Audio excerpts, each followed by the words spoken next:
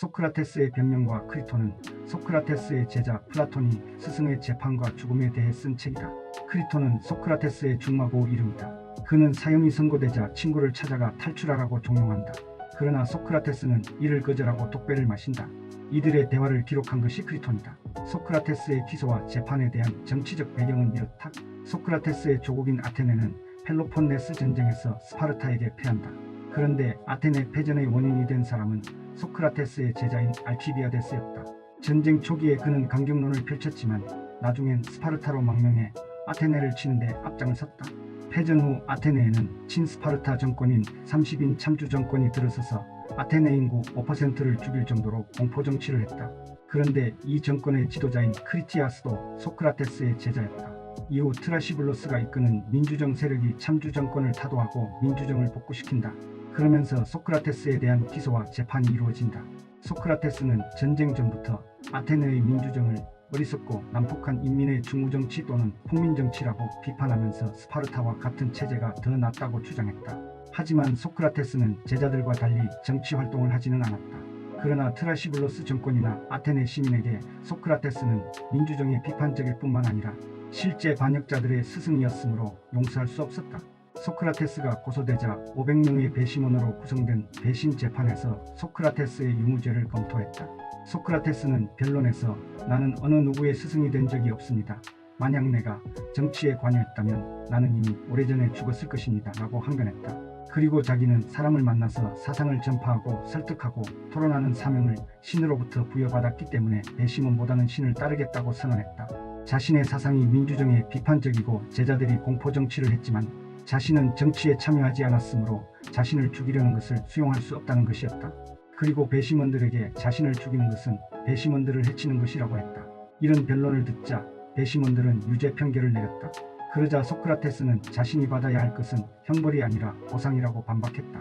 그리고 구류형이나 추방형은 받을 수 없으며 벌금형이라면 내겠다고 했다. 그러나 배심원은 사형을 선고한다. 그러자 그는 다음과 같이 말한다. 내 방식대로의 변론에 대해 지금도 후회하지 않습니다. 나는 비굴하게 살아남기보다 내 방식을 선택함으로써 죽는 편이 훨씬 낫다고 생각합니다. 여러분은 멀지 않아 현자인 소크라테스를 죽였다는 비난과 악명을 얻게 될 것입니다. 설사 내가 현자가 아니라 하더라도 누군가 여러분을 비난하려면 그들은 나를 현자라고 부를 것이기 때문입니다.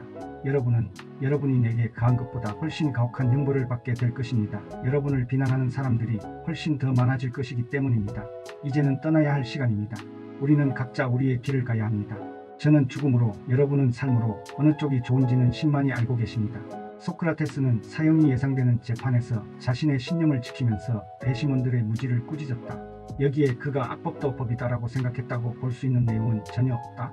그럼에도 한국의 권위주의 정권에서는 소크라테스가 사형 선고를 받고 순순히 독배를 마셨다는 점을 부각하면서 악법도 법이다라고 말했다고 강조했다.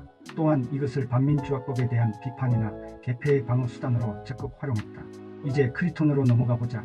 중마고우였던 크리톤은 사형 선고를 받고 감옥에 갇힌 소크라테스를 찾아가 탈출하라고 강권한다. 탈옥 비용이나 피신처도 준비해 두었다고 했다. 그러나 소크라테스는 크리톤의 제안을 거부하면서 말했다. 우리가 남에게서 어떤 해악을 당하더라도 그것을 악으로 갚아서는 안 되고 피해를 주어서도 안 되네. 자신이 공개 재판에서 사형을 받아도 좋다고 했던 말을 지키지 않고 탈출한다는 것이 죽는 것보다 싫었던 것이다. 그런데 소크라테스의 변명과 달리 소크라테스가 악법도 법이다라고 말했다고 해석할 만한 소크라테스의 가상 질문이 크리톤에 나온다. 서구 철학계에서도 두 책 사이에 긴장 또는 모순이 존재한다고 보는 해석이 있다. 민권운동이 일어난 1960년대 미국에서도 정부와 운동권 사이에 이에 대한 정치적 논쟁이 있었다. 그렇다면 크리톤에서 소크라테스가 준수하려고 한 국법의 의미는 무엇일까? 소크라테스는 아테네라는 정치 공동체와 그 절차를 존중했다. 그리고 자신에 대한 유죄 판결과 사형 선고는 국법의 문제가 아니라 국법을 잘못 운영한 사람의 탓이라고 보았다.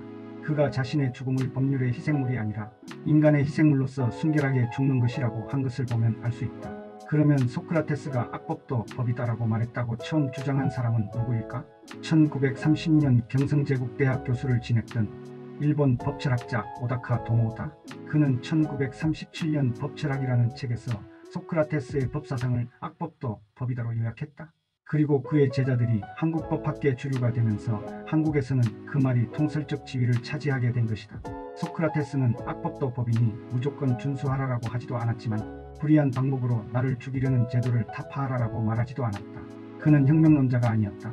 하지만 소크라테스의 재판에서 표출된 그의 사상은 시대와 공간을 넘어 지금도 여전히 우리에게 심각한 고민거리를 던지고 있다.